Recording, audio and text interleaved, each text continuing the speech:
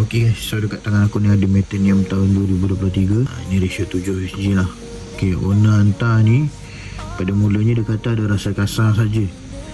Bila dah sampai dekat tangan saya, dah sehari dua dekat tangan saya, tiba-tiba reel ni tak boleh kayuh tu. Dia punya spool dah sangkut, dia dah stuck kat sini, dan tambah dia pun tak bekerja. Tak boleh engage. Ok, bila kita buka side plate dia, bearing belah sini masih ok. Kita tengok dalam ni pula, dah berkarat guys, dah berkarat. Tengok ni, dah penuh dengan karat. Ini semua karat ni, dalam ni pun dah penuh karat. Korang boleh tengok lah, penuh dengan karat ni. Owner ni nak pasang drag clicker, kita buat sekali lah. Ok, jom kita tengok.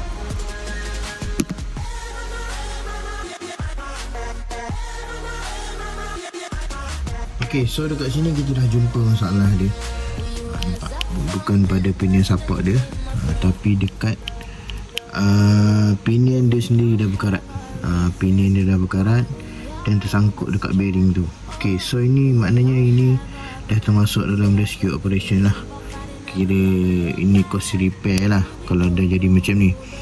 Ok, sekarang ni kita nak keluarkan part tu. Part ni kita nak keluarkan pinion ni.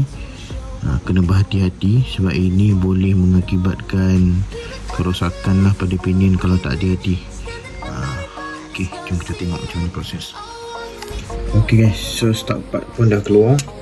So kita boleh nampak kat sini, dan kita boleh tengok kat sini nampak penuh dengan karat. Makan modal. Tak pasal-pasal, nasib baik boleh keluar ni. Bearing ni pun dah habis tu, nak keluarkan bearing ni pula. Ok, bearing pun dah keluar dah daripada ni. Kita boleh tengok kat sini betapa teruk ni bearing ni. Tak ada protection langsung, dua dalam habis jam, sangkut. Modal. Ok, akhirnya skru berjaya dikeluarkan disebabkan kesan-kesan karat dalam ni. Dan komen lama guna banyak sangat Loctite sampai tak boleh buka, saya patah skru ni. So kita terpaksa korek skru ni keluarkan untuk ni lah, supaya benda tu boleh keluar lah. Ni pun dah keluar lah. Ok, jom. Ok, spool dah bersih, dah tak ada karat-karat dah. Cunnya G-set pun dah ok, dah bersih. Ni pun dah boleh dah bersih juga main shaft ni. Itulah dia. Semua barang ni bang.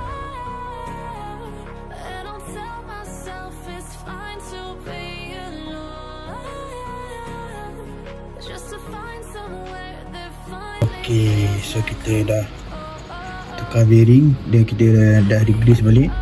Bearing ni pun dah hidup, nampak dah dia pusing. Bearing ni pun dah tak kasar. Pinion support pun kita dah tukar. Tadi berkeladak kan, berkarat, kita dah tukar baru. So bearing kita dah cuci lah, kita dah letak minyak balik, kita dah regrease balik. So ni condition body selepas lah. Nampak. So nak dapatkan servis ataupun repair, korang boleh contact lah. Semua dah clear. Ini kesan-kesan sikit lah. Watermark tak boleh hilang, watermark ni. Ni bearing yang lama yang inilah. Tengok teruk macam mana bearing ni. Mengerikan. Beli kat tangan orang tapi terus gasak. Kalau beli kat tangan orang tu, servis lah dulu terus. Dah beli tu terus servis. Ini jadi yang tidak ni. Ini 2 biji bearing. Yang itu lagi teruk daripada ni. Ini kasar je, dia tak boleh buat apa dah. So semua dah bersih dah. Macam baru. Tinggal pasang je, tunggu clicker sampai luncur dengan washer korek ni. Kita tukar, tak pakai dah lepas ni titanium ni. Lepas ni kita pakai washer korek pula. Ok guys, so reel ni dah normal, dah boleh bekerja balik macam biasa. Tambah pun dah boleh naik turun. Dia tak ada sangkut, dah boleh kayuh. Clicker pun dah pasang, semua dah okey dah. Kita tengok dia punya ni pun tak ada sangkut. Ngam. Kita dengar bunyi dia macam mana.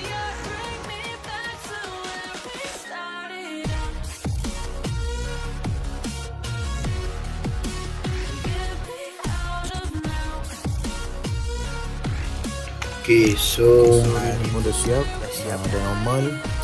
Kita tengok pula dia punya tambah dia dah boleh naik balik, dah boleh turun balik, spool pun dah boleh berpusing balik. Lepas tu kita test balik spool dia, nampak kan dah lancar kan. Dah tak ada apa dah, reel pun semua dah okey dah. Dah tak kasar, dah boleh gasak lah, dah boleh main balik lah. So kita dengar pula bunyi clicker dia macam mana.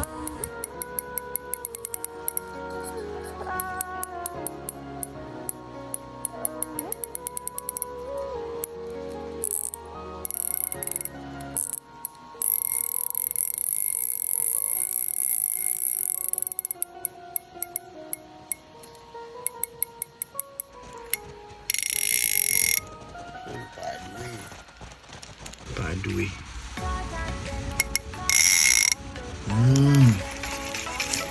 So nak servis ni boleh PM kita.